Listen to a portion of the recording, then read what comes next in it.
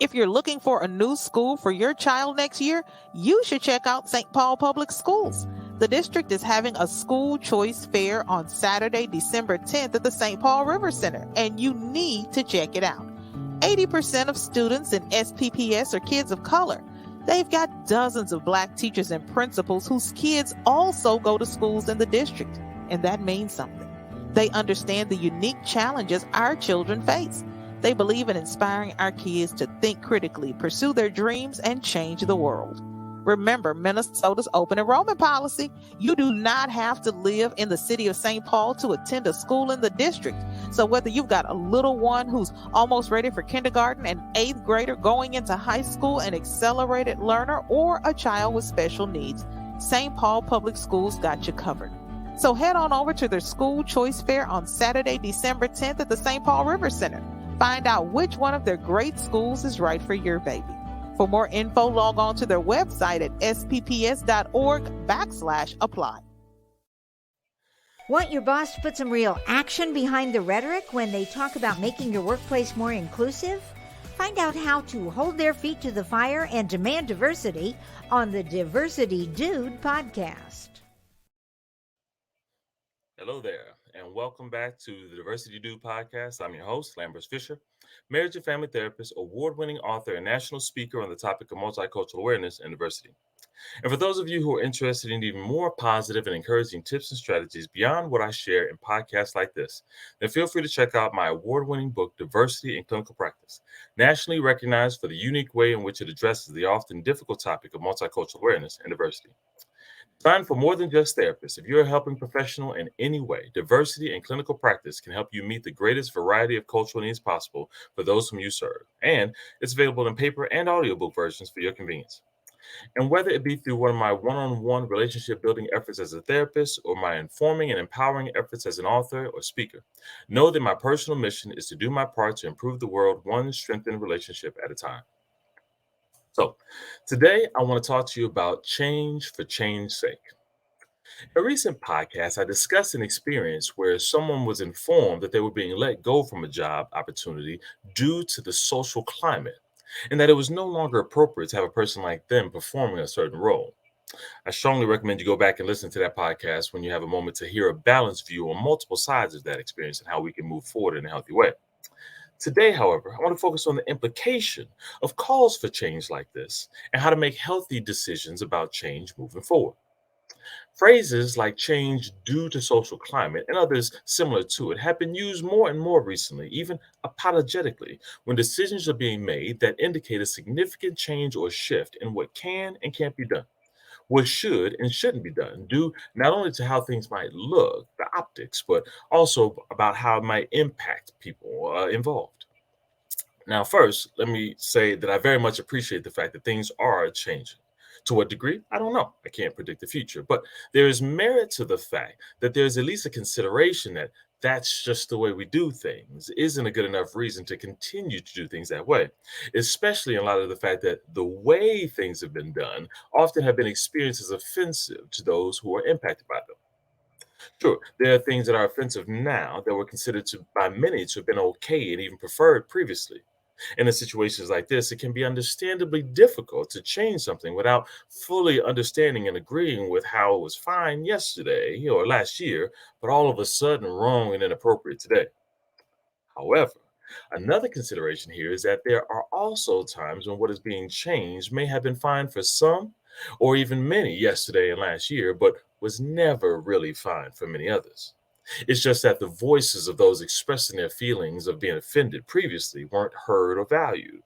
And what seems like a new and out of the blue change for some is, for many, a long overdue acknowledgement of an ongoing problem that's finally getting seen and hopefully actually changed. Now, here's where many find a dilemma. Namely, how do you know the difference between the things that should change and the things that are just fine the way they are? Well, it's here where I must admit that I'm not a sociologist who can predict where trends will go in the upcoming years. However, as a therapist, I can share that the relational implications of this question have the potential to have a significant impact on individuals, families, and communities far and wide. And while I may not have a definitive or absolute answer for everything that should be made as a change in every life situation, I can share a few thoughts that, if kept in mind, can help us move forward personally and professionally, making healthy changes toward the future that we can all benefit from. One consideration is this: try to avoid change for change's sake. What do I mean by that? Well, sometimes when people are proposing that things change, their argument is often, well, just because that's the way things have always been doesn't mean that that's the way things should always remain. In many ways, I agree with that. In the face of genuine requests for change, especially when motivated by legitimate current needs, or even more so when motivated by the opportunity to prevent harm, the defensive argument that that's not the way we traditionally do things is horribly insufficient by itself and can reliably result in opposition. And yet, on the other hand, although tradition has been used to justify offensive behaviors for years, that doesn't mean that tradition itself is a problem. Tradition has effectively been used for years to unify communities, motivating positive actions that benefit individuals and families and help preserve honorable and desirable values for many. In many ways, the loss of some traditions has contributed to the degradation of many values and have led to offensive behaviors. The question then is not whether or not to resist temptation as a whole.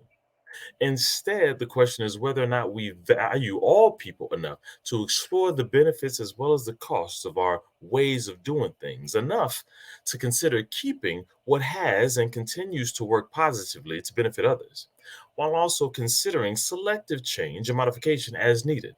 Not because tradition or sameness or the way things have been is automatically bad and change is always good, but in order to evolve as necessary and have the best impact on others. Which leads to a second consideration: acknowledge that some change is for correction. Similar to avoiding change for change's sake, we must acknowledge that many resist change because of the conclusion that acknowledging the need for change to something more currently beneficial is synonymous with acknowledging the unforgivable wrongness of one's past actions. Sometimes even demanding an apology for having the audacity to not have changed sooner. Now, let me be clear. There are times when this is exactly what's called for and needed. Sometimes needs were seen and simply ignored or dismissed or otherwise opposed, despite the acknowledged negative impact they had on others. This hard truth must be acknowledged for some change to have a lasting impact. For doing so can open the eyes and ears of others to believe that new change behaviors can actually be genuine and lasting. Interestingly, though, this is consistent with my continued encouragement that we focus less on exiling and canceling individuals and groups altogether for needed change to take place in the first place, concluding that true change or growth isn't actually possible. When there are some who are open and willing to acknowledge and apologize for the negative impact they've knowingly or unknowingly had in the past, and see a potentially new to them reasonable need for change and actively work toward making needed change to have a better impact in the future. Which brings me to a third consideration: acknowledge that some change is not for correction, but for consideration. Whether or not you intended to, or were even aware of the negative impact you or a group you're part of had on others, inconvenient change that is forced, or change out of correction where past wrongness is not fully seen or acknowledged, will continue to be resisted. And yet, I don't believe that all hope is lost. Because you don't necessarily, all the time, have to fully own change out of correction in order to make change out of consideration. While you explore your motives and your intentions and review past interactions with others to learn whether or not you actually had the impact you thought or hoped you had on others, you can focus now on exploring the impact you're having on others today. Ask yourself, what do I think about others? How do I feel about them? Those who are similar to me, those who are different from me. What message do I hope they take from our interactions regarding how I feel about them? What am I doing to unintentionally send the wrong messages? And what can I do to increase the odds of a more accurate message being received? It is here where you can consider changing things, not even out of correction, but out of consideration for the well being of all those you interact with.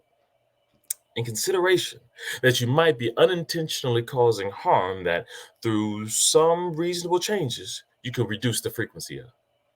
You don't have to delete all traditions and throw out all ways of doing things, nor do you need to own being a horrible person in order to see that not everyone's needs are being sufficiently met by the way things have been done. And to make select changes, strategic changes, out of consideration for the well being of others, helping ensure that everyone's needs are met around you to the best of your ability to do so.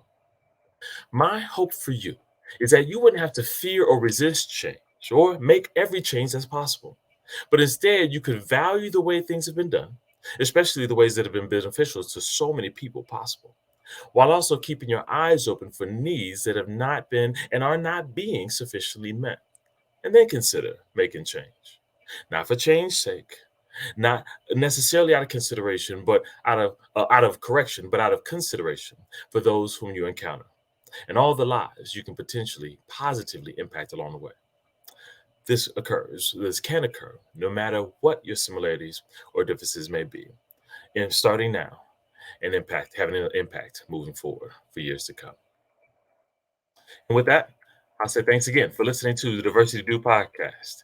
If you have any pressing diversity-related questions that you'd like me to address on an upcoming podcast, or if your organization is in need of a shame-free and empowering guest speaker or training on this often sensitive topic, then feel free to reach out to me directly at www.lambertsfisher.com.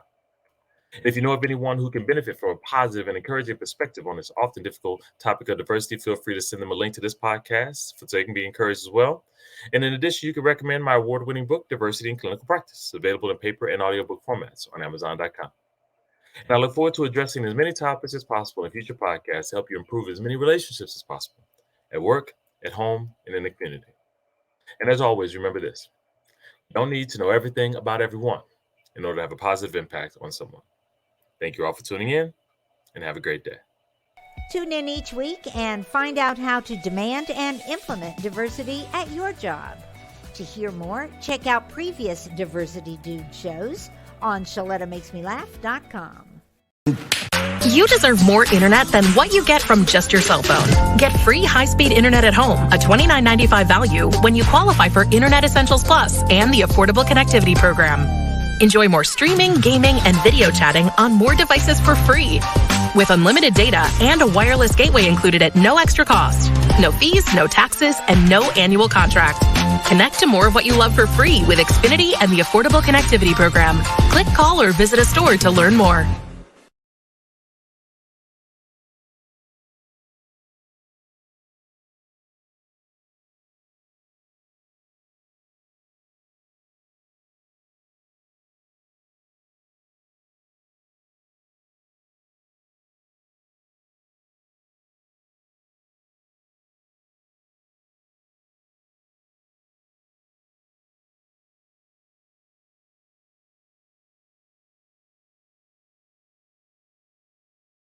There's a new way to get around in North Minneapolis. It's Metro Transit Micro, a new ride-sharing service that connects you with Metro Transit bus routes or wherever you need to go on the north side. It's convenient, affordable, and accessible. Metro Transit Micro uses minibuses to reach more neighborhoods, and you'll have shorter wait times. It costs just the same as bus routes, and it's easy to use. You can pay your fare in cash, a go-to card, or the Metro Transit app. Just go to metrotransit.org/micro. Download the app and create your account. It's really simple. So whether you're going to a friend's house in Bryn Mawr to watch the Vikings game, or you need to get dropped off at the Metro C Line station to hop on a bus to get to work across town, Metro Transit Micro got you covered. Book a ride, get picked up, and get where you need to go. Start riding today on one of the new Metro Transit Micro minibuses. It's back to school time, and that means it's back to cooking breakfast for your kiddos and making school lunches. That's a lot of cracked eggshells and cut-off sandwich crust. Now listen, before you think about throwing those food scraps away, think about recycling them. Ramsey County has a program that can help you do just that, and it won't cost you a dime. Ramsey County has a free food scraps recycling program that lets you collect stuff like apple cores, coffee grounds, and veggie scraps. Here's how it works. Put all those scraps into a compostable bag. Then once a week, drop it off at a free food scrap site by your house. And listen, I understand that life is busy, so if you can't get there once a week, just toss the bag in the freezer until you can find the time to do it. To locate a food scrap collection site near you and to get more information about the program, visit RamseyRecycles.com/food scraps and tell your friends and family about it. Let's all do our part to help save the planet. All right, did you know I was the Mommy Slam Dunk Champion? Really? Yes, really, don't sound so surprised. Let's see it. Oh, you're ready. All right, here we go. Let's hear the crowd. So go to right, I go to left. Fake 'em out. Mama, go up, up, up. She did it. Again? You can't avoid gravity, but United Healthcare can help you avoid financial surprises by helping you compare costs and doctor quality ratings. United Healthcare. Uh-huh.